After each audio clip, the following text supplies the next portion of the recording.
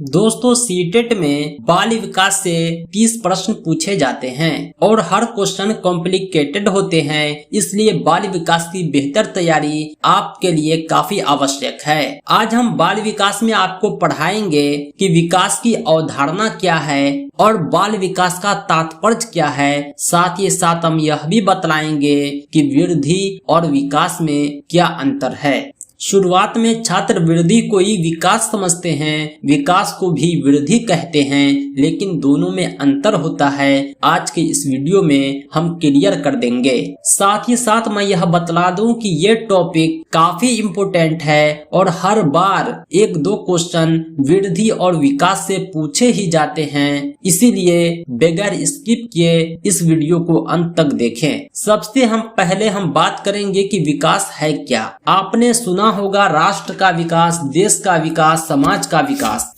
वास्तविकता में विकास यही है। विकास की जो अवधारणा है यह एक प्रक्रिया है जो सतत रूप से चलती है, यानी लगातार चलती ही रहती है, कभी रुकता नहीं है। राष्ट्र के विकास में भी, समाज के विकास में भी, चाहे नेता आ जाए, कोई भी नेता आए, ये कहे कि हमने विकास कंप्लीट कर दिया, ये असंभव है, क्योंकि विकास रुकने वाली प्रक्रिया है ही नहीं। दूसरा है कि विकास जो है क्रमिक होता है, यानी स्टेप बाय स्टेप होता है। आपको छत पर जाना है तो आप सीढ़ी से जाएंगे, ये नहीं कि डायरेक्ट जो है 2 मंजिला 3 मंजिला ऊपर पहुंच जाएंगे। यानी विकास जो होता है वो क्रमिक होता है। इसके बारे में हम आगे आपको बतलाएंगे कि किस तरह क्रमिक होता है, कैसे होता है, विस्तार से चर्चा होगी। तीसरी खूबी है कि विकास जो है अविरल है। अविरल का अर्थ होता है लगातार, यानी विकास जो है रुकता नहीं है, लगातार चलता ही रहता है। जब व्यक्ति का विकास होता है, बालक का विकास होता है, इस प्रक्रिया में उसके शरीर का विकास होता है, उसकी जो क्रियात्मक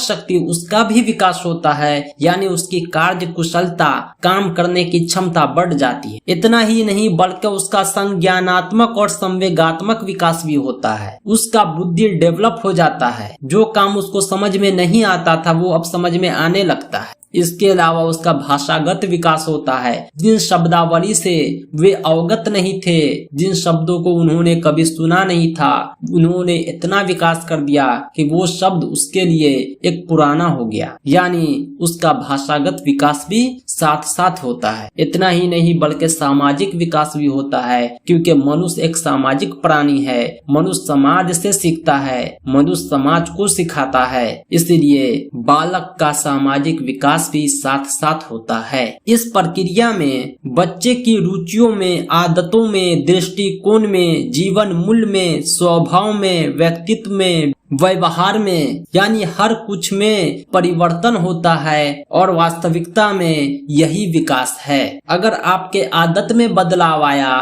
तो ये विकास है। अगर आपके सोचने की शक्ति में बदलाव आ गया तो ये विकास है। अगर आपके पर्सनालिटी डेवलप हो गए, व्यक्तित्व में परिवर्तन आ गया तो ये विकास है। आपके व्यवहार में परिवर्तन आया, आपका बिहेवियर इंक्रीमेंट किया तो ये भी विकास है। दोस्तों विकास का चैप्टर तो खैर बहुत बड़ा है, लेकिन हम आपको वही पढ़ाएंगे जहां से सीटेट में प्रश्न आएंगे। आपका जो सिलेबस है उसमें सिर्फ बाल विकास पढ़ना है, क्योंकि CDP child development and pedagogy, बाल विकास और शिक्षण शास्त्र आपका सिलेबस है। इसी पाठ्यक्रम से हम आपको पढ़ाएंगे।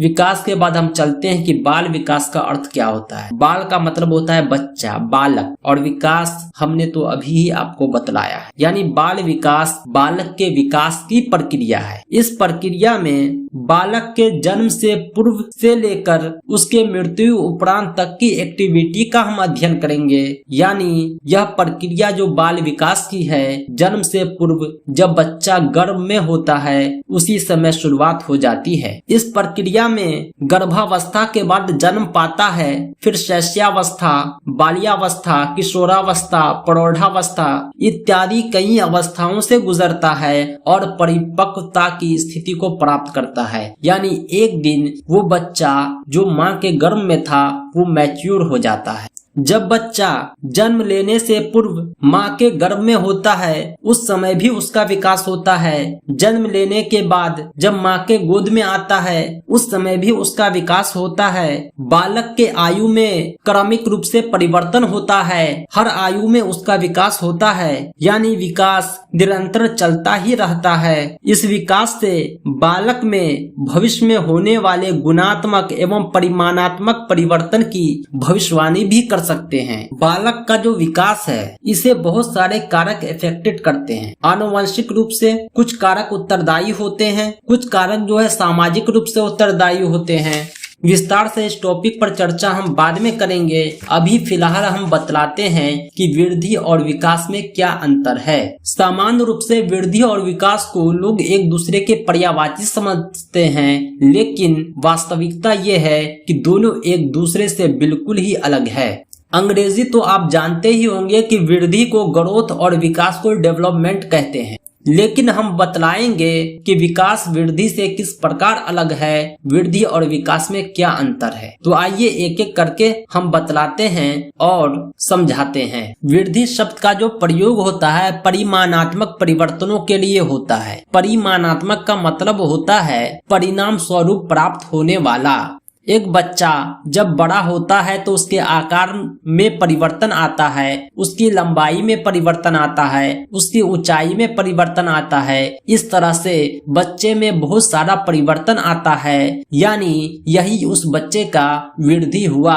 यानी उसके आयु के अंतराल में जो अंतर आया, उसके लंबाई में, आकार में, ऊंचाई में, यही वृद्धि है। लेकिन विकास जो है इसका उपयोग परिमाणात्मक परिवर्तन के साथ साथ व्यवहारिक परिवर्तन में भी होता है। यानी जरूरी नहीं कि बच्चा का लंबाई बढ़ जाए तो उसकी कार्य कुशलता बढ़ जाएगी, उसकी कार्य क्षमता बढ़ जाएगी, उसके व्यवहार में सुधार आ जाएगा, ऐसा आवश्यक नहीं है। कुछ बच्चे छोटे होते हैं लेकिन बहुत तेज होते हैं, वो काम कर बैठते हैं जो बड़े नहीं कर पाते हैं। कुछ बच्चे बड़े हो जाते हैं लेकिन उसकी कार्य कुशलता, कार्य क्षमता में कमी होती है। यानी विकास का मतलब कार्य कुशलता और कार्य क्षमता में सुधार आना है। अगर किसी का कार्य कुशलता बढ़ गया, कार्य क्षमता बढ़ गया, यही उसका विकास है। उम्मीद करता हूं कि आपको समझ में आया होगा। दूसरा बिंदु है कि वृद्धि विकास की प्रक्रिया का एक चरण होता है, इसका क्षेत्र सीमित होता है। विकास जो होता है एक व्यापक क्षेत्र है, जबकि वृद्धि जो है एक सीमित क्षेत्र है। वृद्धि जो है विकास की ही प्रक्रिया का एक चरण है, यानी वृद्धि से गुजर कर ही कोई विकास पा सकता है। लेकिन विकास जो है इतना बड़ा क्षेत्र है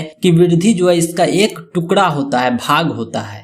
तीसरा बिंदु है कि वृद्धि की क्रिया आजीवन नहीं चलती, बालक के परिपक्व होने के साथ ही यह रुक जाती है। आपने देखा होगा, खुद पर भी गौर किया होगा कि आपकी लंबाई एक विशेष आयु तक ही बढ़ती है, आपकी मोटाई एक विशेष आयु तक ही बढ़ती है। उसके बाद लंबाई का बढ़ना, ऊंचाई का बढ़ना सब रुक जाता है, यानी वृद्धि जो है रुक सकती है। लेकिन विकास कभी नहीं रुकता, यह सतत प्रक्रिया है, निरंतर चलती रहती है। जब बालक परिपक्व हो जाता है उसके बाद भी चलती रहती है, यहाँ तक के बुढ़ापे में भी विकास जारी रहता है। अगर कोई कुछ सीखना चाहे तो सीख सकता है। पढ़ने लिखने का कोई उम्र नहीं होता, बुढ़ापे में भी लोग पढ़ता है, यानी बुढ़ापे में भी उसका विकास होता है। अगला बिंदु है बालक की शारीरिक वृद्धि हो रही है, इसका अर्थ यह नहीं कि उसमें विकास भी हो रहा है।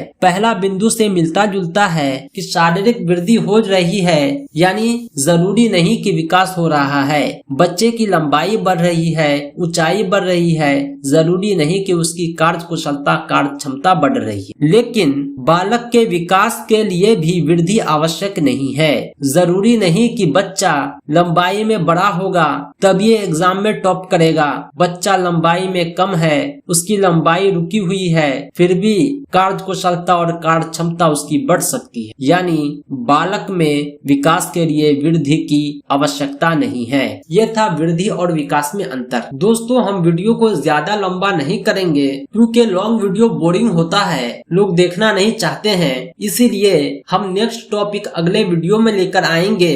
आज के लिए इतना ही। मैं आपको ये बतलाना बताना चाहूंगा कि हमारे चैनल पर सीटेट की कंप्लीट तैयारी कराई जाती है और वो भी प्रत्येक सब्जेक्ट की। इसके साथ ही साथ हर कक्षा का पीडीएफ नोट्स प्रोवाइड कराया जाता है। आज की कक्षा की अगर आप पीडीएफ चाहते हैं तो आप डिस्क्रिप्शन से डाउनलोड कर सकते हैं। अगर आप कंप्लीट पीडीएफ चाहते हैं तो आप हमसे संपर्क कर सकते हैं। हमारा संपर्क सूत्र है 7631314948। इस नंबर पर आप कॉल भी कर सकते हैं, व्हाट्सएप भी।